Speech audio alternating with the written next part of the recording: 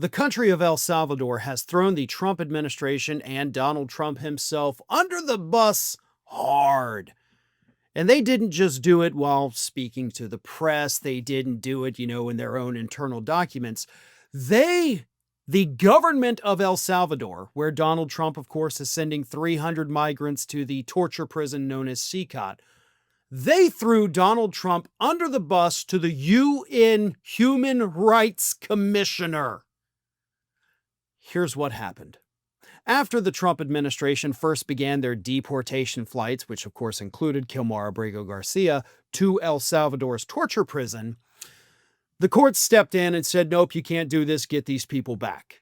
And then, of course, it went all the way to the Supreme Court. They said, get Garcia back. And then the administration at every turn said, look, we got no control over it. They're in El Salvador. That's El Salvador's thing. We can't tell another country, another government to give us people back.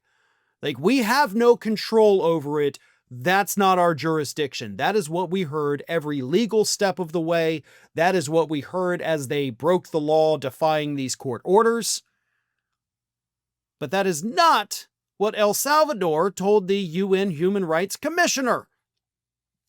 According to recently released documents, El Salvador actually told the UN Human Rights Commissioner that Donald Trump, the Trump administration, they actually have jurisdiction over all these people.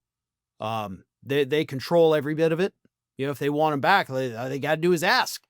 And, they can get them back. We're not keeping anybody here.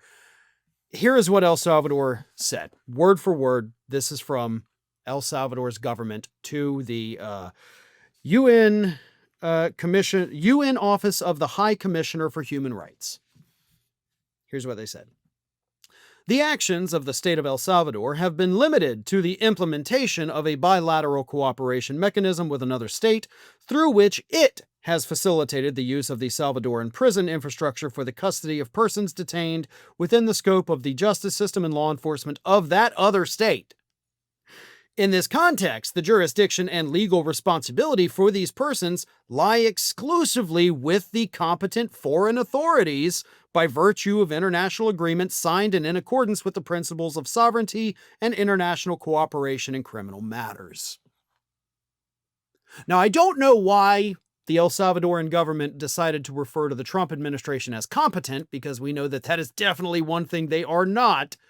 But either way, this is El Salvador saying they have jurisdiction, they have control over these people, they sent them here, they can take them back, they get to do whatever the hell they want, they tell us what to do with them, and we do it.